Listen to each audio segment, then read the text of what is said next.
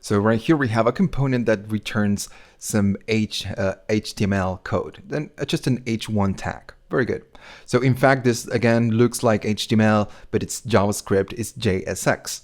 So behind the scenes, React is kind of doing something else. I'm going to delete this, just delete it, and I'm going to call React. And React has a method that is going to be called createElement. And this createElement, of course, is going to create an element. So it's going to take a few arguments. The first one is going to be the which element we want to create. I'm going to open and close, and I'm going to say H1. Now, if I save it and go to the browser, of course, nothing is going to happen right here. But if I go to Elements, to the body, and right here inside the body, inside the root, we're going to have our element. So this createElement, it's creating it and appending it to the body, to the root. Good. So again, this createElement is going to take a few arguments. We can pass some options. So the second argument is going to be the options. So if we pass null, of course, we are not going to put any options. But what we can do, we can pass an object. And this object is going to take some arguments. Now, for example, let's say that I want to add a class to that H1. I'm going to be using a class and then name, just like this, class name. And this class name is going to be equal to the class. So if I save it and go to the browser, we're going to get H1 class of title. And something weird's going on. Notice that it's putting class, but here we are using class name. You're going to see why in a minute. Let me make this bigger. So, okay, the second thing is going to be the arguments that we are going to put as an attribute to that H1 tag. You can put whatever you want. Okay, so the third argument is what's going to be inside the element. So we were using hello world, so I'm going to say hello world. Now, if I go to the application, we get the hello world. So the third argument is going to be whatever we have inside the H1 tag. Now, what happens if I want to put a div? I want to add an element inside the contents of H1. Well, we cannot do this. We cannot just say something like this. If I do that, hello world, it's not gonna work. So it's parsing everything and converting everything to text. So if we want to pass a real element, what we do, we just concatenate with the same method. I'm going to go right here and say React dot create element, and I'm going to create a div, just a div.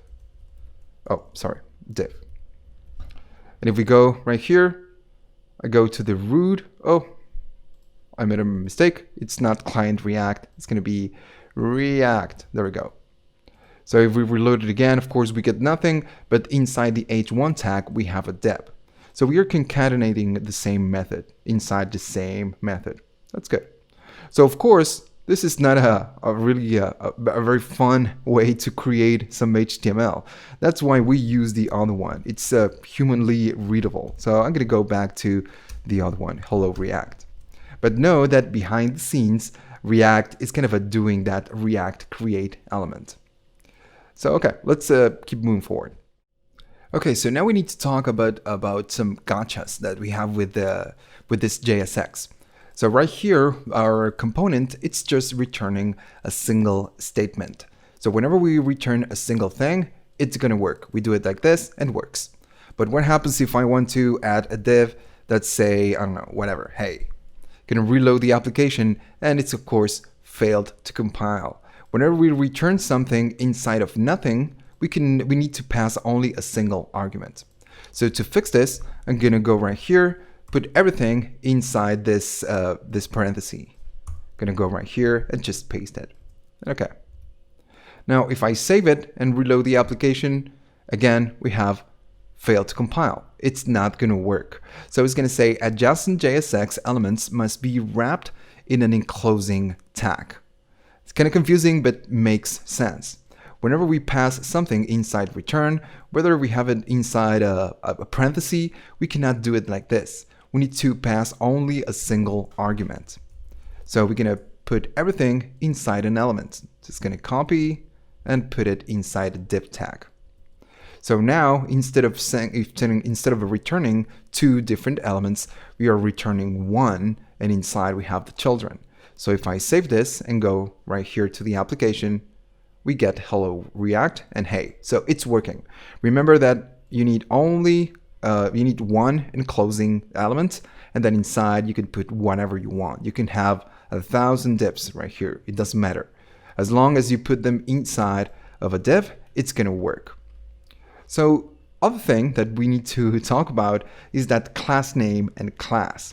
So if I go right here and add a class to the element, it's gonna say new element, something like this. I'm gonna save it, and of course it's gonna work, but it's gonna give you an error message. It says invalid DOM property class. Did you mean class name? Well, again, all the error messages inside React are pretty clear. So class, this keyword, this class, remember that we are using JavaScript right here. This code is JavaScript, not HTML. So this class is a reserved word. We're going to be talking more about classes in the next few lectures, but we cannot use class. That's why we use class name. So class name is going to be equal to class. So whenever this JSX gets compiled by React, it's going to be converted to class. So if I reload the page and go to elements, we get the class inside the new element right here. And of course, we are not getting an error message. So everything works. I know that this is kind of a pain in the butt because now we need to change class to class name. We are not going to use class inside JSX. So again, it's kind of a pain in the butt, but you're going to get used to it. Don't worry. Okay, let's go to the next section.